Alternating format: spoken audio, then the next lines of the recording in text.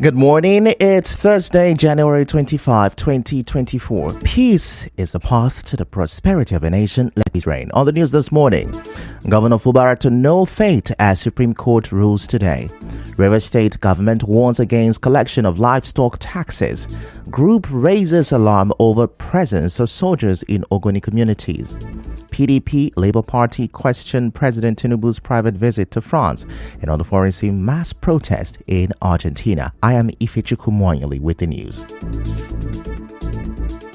Barring any last-minute changes, today is Judgment Day, the Rivers State governorship election appeal at the Supreme Court. The APC governorship candidate in Rivers State, Tonya Cole, is challenging the election victory of PDP's Governor Siminalayi Fubara. Mr. Cole wants the court to nullify Governor Fubara's election on the grounds that he did not resign as the Accountant General of the state and acted in the capacity way past that cutoff time stipulated by the Constitution and the Electoral Act.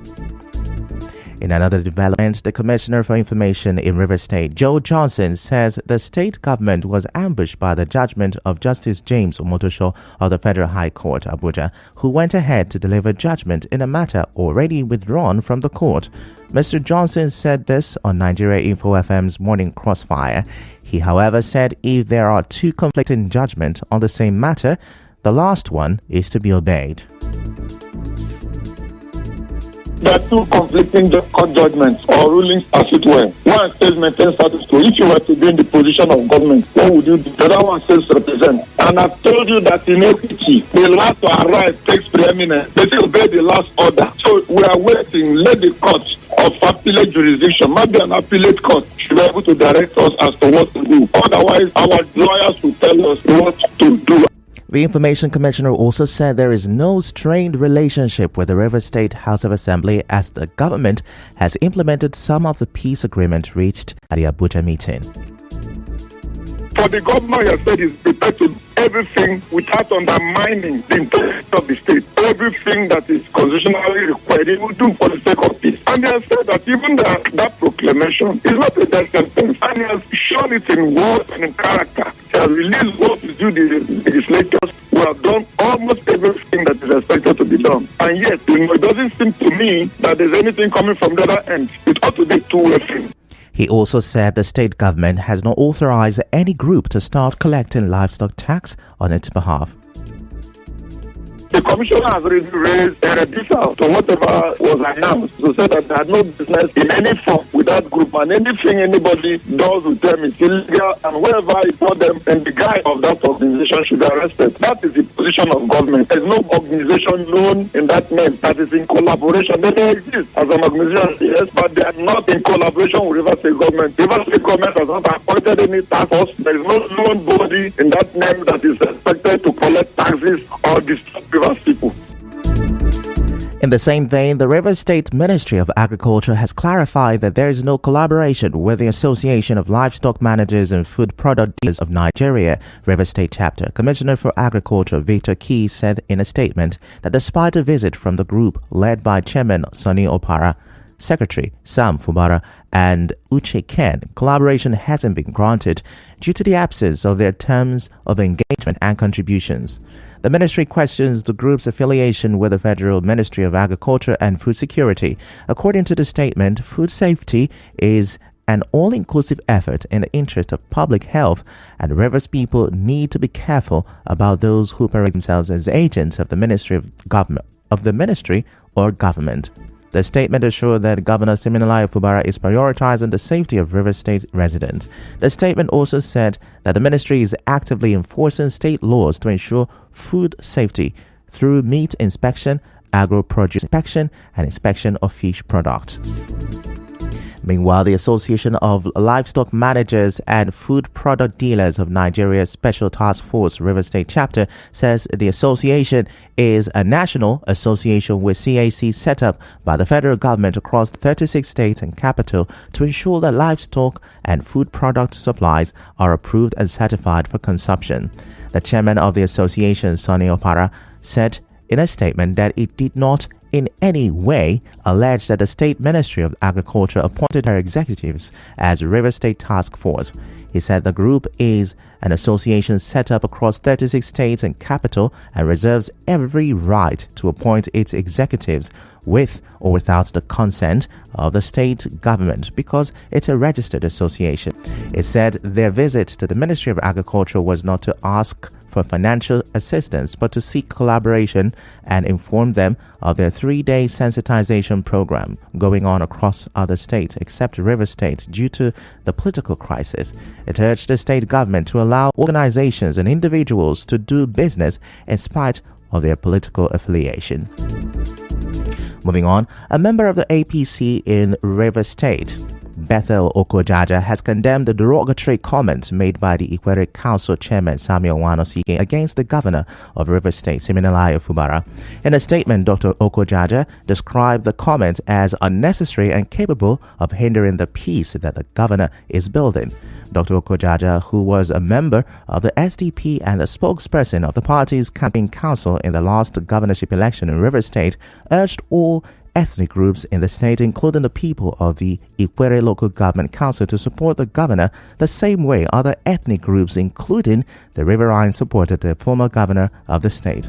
Mr. Okonaja, while describing people from the Riverine as peace-loving and intelligent, said Rivers people will not accommodate any further disrespect to the office and person of the governor. He called on supporters of both the governor and the FCT minister to consider peace and avoid any comment that will cause tension in the state.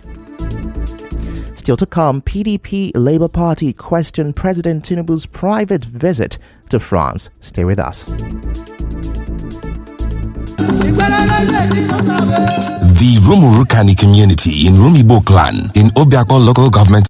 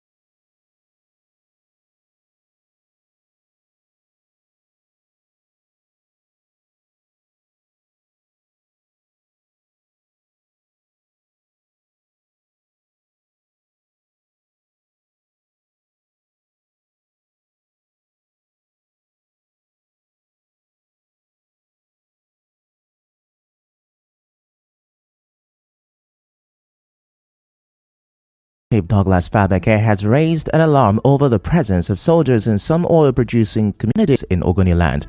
Dr. Fabeke, who is also the national coordinator of the United Mission for Rural and Urban African Community Empowerment, claimed that the militarization is connected to an alleged plan by the NNPC to forcefully resume oil explorations. He said no amount of militarization by the NNPC or anyone would make them allow operation without the NNPC resolving the issue of the $300 million compensation paid to unknown persons. He advised the NNPC to suspend holding any secret meetings with the intention of resuming oil exploration without compensating the Ogoni people. Dr. Fabeke further called on Senator representing the River Southeast, Barry Mpigi, and other top officials to call for a town hall meeting and address Ogoni people before such matters escalate, and not to pretend as if they do not know what is happening. Away from that, the Niger Delta Development Commission, NDDC, has distributed learning and teaching materials to some primary and secondary schools across the 3 senatorial districts in River State. It is in commemoration of the United Nations International Day of Education on Wednesday. River State representative on the management board of NDDC, Tony Okocha, spoke on this.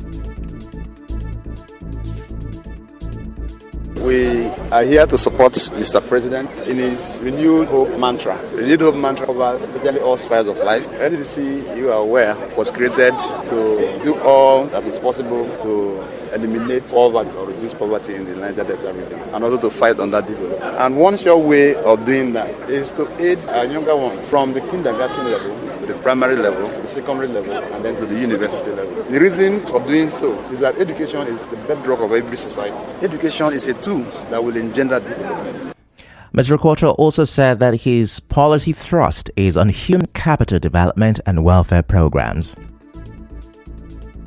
I have said to you, and I've said to Rivers people, that the hope of my stay in that board, for as long as God gives us life and as long as the board stays, I will obtain or whatever, I will do more of human capital development, because I'm convinced that it has an edge over physical infrastructural development. I don't believe in building skyscrapers. If you build a skyscraper, somebody lives there, is hungry, people die for 2,000, not having 2,000 naira to buy themselves medication. Wouldn't we save them if you organize a medical outreach free of charge? I need to train people to be seafarers so that they are employable. We need to make our people employable. He also presented some educational materials he authored titled Through the Slippery Slopes of Rivers Politics to his alma mater, the University of Port Harcourt. Correspondent Imekwatoka reports that some of the schools visited include Community Primary Schools 1 and 2 Kani, Community Secondary School Kani in Kana local government area, Community Primary School Rumorosi, Community Secondary School Rumapara in Oyabo local government area, and Western Ahoda County High School. Mr. Okocha also promised to buy JAM forms for 110 indigenous students, as well as award scholarship to 10 best students in JAM in the senatorial districts. Now news, the People's Democratic Party and the Labour Party want explanations over President Bola Tinubu's private visit to France.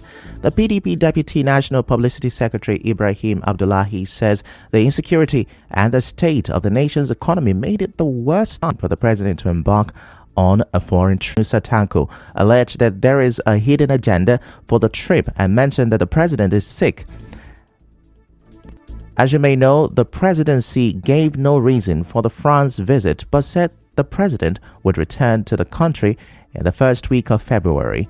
This is President Tinubu's third visit to France since he assumed office 8 months ago. And now, we'll bring you news from around the world. Tens of thousands of Argentinians have joined protests in the first major challenge to President Javier Milei's plan to slash workers' rights. Large crowds gathered in the heart of Buenos Aires and other cities for demonstrations called by the CGT Union.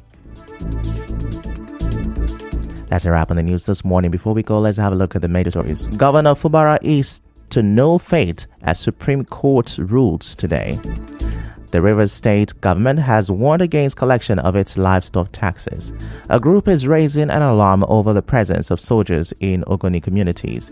PDP and Labour Party are questioning President Tinubu's private visit to France. And on the foreign scene, there is a mass protest in Argentina over workers' right. The news was edited by Chioma Ezewafo. To reach the news team, send an SMS or WhatsApp to 0808-721-7215. I'm Ifechukwu Moyeli. Many thanks for listening.